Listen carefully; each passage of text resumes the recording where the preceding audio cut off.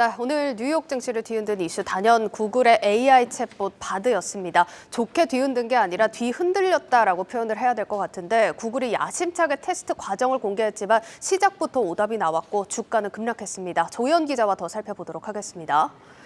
조 기자, 바드가 사실 출시도 전에 신뢰도 논란에 휩싸였습니다. 네. 어떤 상황이었습니까, 이게? 발단은 이제 구글 트위터 계정에 올라온 5초도 안 되는 5초 남짓한 영상이었는데요. 예. 바드의 AI 챗봇을 소개하는 시연인데 여기에 이 9살 아이에게 제임스 웹 우주망원경의 새로운 발견을 어떻게 설명할까 이렇게 물어봤습니다. 예. 그랬더니 바드가 3개의 답을 내놓았는데 그중에 마지막 답변. 제임스 웹 우주망원경은 태양계 밖 행성 사진을 최초로 찍었다.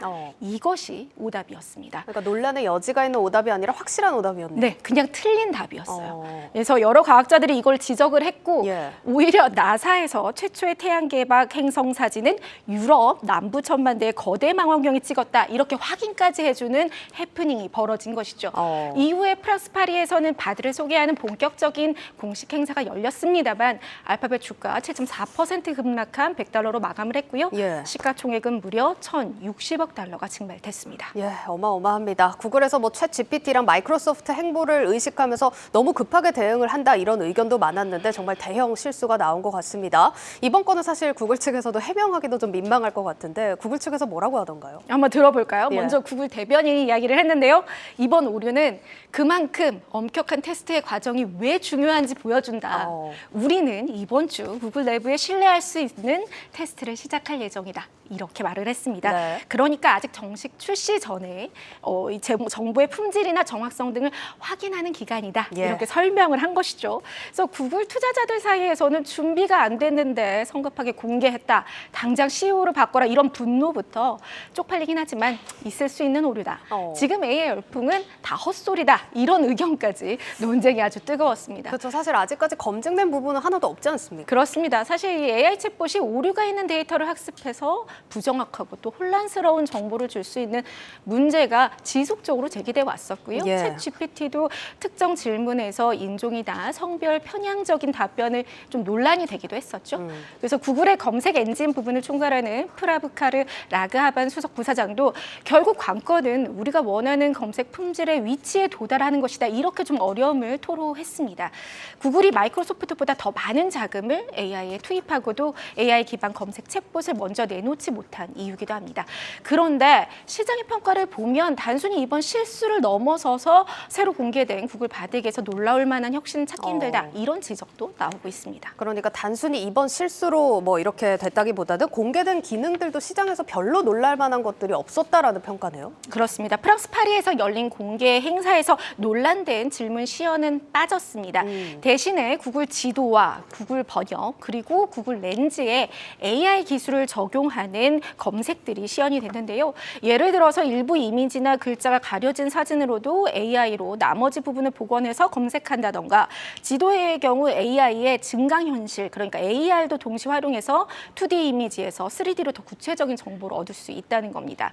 번역도 AI가 탑재돼서 뭐 프랑스어, 독일어, 일본어 5개 언어의 문맥 번역이 강화됐다고 했는데 예. 하지만 챗GPT가 이제 소설이나 노래 가사도 썼고 또 MBA 기말 시험도 통과하지 않았습니까? 예. 그러니까 그거에 비교해 보자면 눈을 사로잡을 만한 새로운 포인트는 좀 없었다는 겁니다. 금융정보업체 DA 데이비슨의 길 루리아 애널리스트는 최근 몇 주 챗GPT를 따라잡기 위해서 구글이 서두르다가 좀 실수가 나왔다.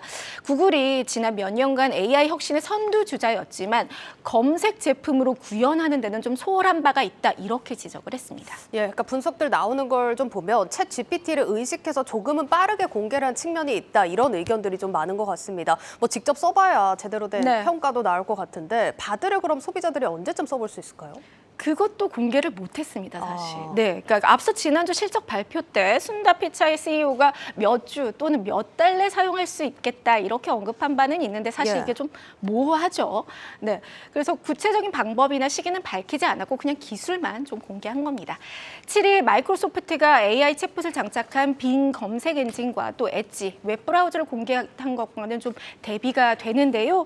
현재 빙 검색에서는 기존의 검색 결과와 AI 챗 채팅 형식의 주석이 함께 나오고 사이드바에서 새 페이지를 열면 질문과 답변을 주고받을 수 있습니다.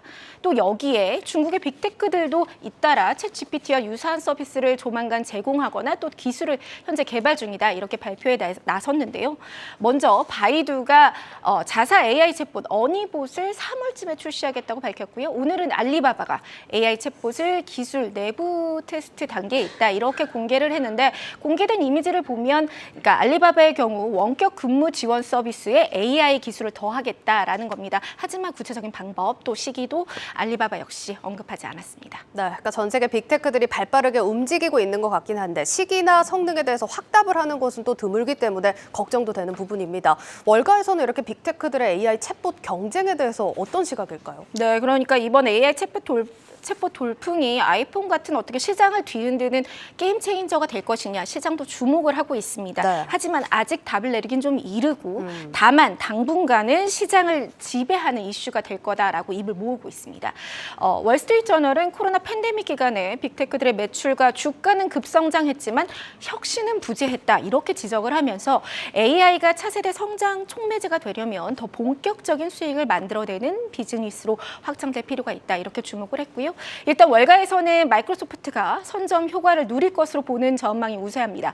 JP모건은 오픈 AI에 투자한 마이크로소프트의 투자가 지금까지 지출된 투자 중 최고의 돈이 될 것이다. 이렇게 평가를 내리면서 마이크로소프트 목표가를 $305로 265달러로 상당히 높였습니다. 그러네요. 그리고 미즈호 증권 역시 AI 챗봇이 이 마이크로소프트의 역사, 그러니까 서사라고 했는데요. 큰 영향을 미칠 가능성이 높다. 이러면서 마이크로소프트의 기술이 일반 고객 그리고 기업 고객 비즈니스에 더 광범위하게 쓸 수 있다라고 하면서 역시 마이크로소프트 목표가 $300까지 상향 조정했습니다. 예. 검색 엔진의 시장 점유율을 1% 증가할 때마다 광고에서는 연간 $20억 달러의 매출 기회가 생긴다 이런 분석도 있는데요. 현재 구글은 시장 점유율 93%고 마이크로소프트는 3%에 불과하니까 어떻게 보면 마이크로소프트가 잃을 게 없는 싸움이란 겁니다. 반면 제프리스는 바드의 오답 논란에도 검색 시장 점유율을 빙이 가져가기에는 시간이 상당히 걸릴 것이다 라고 관측을 제기하기도 했습니다. 네, AI 챗봇 정말 뜨거운 이슈입니다. 다만 단기 테마로 끝날 건지 확실한 게임 체인저가 될 것인지에 대해서는 아직 검증할 부분 많아 보입니다. 고웨스트 조연 기자였습니다.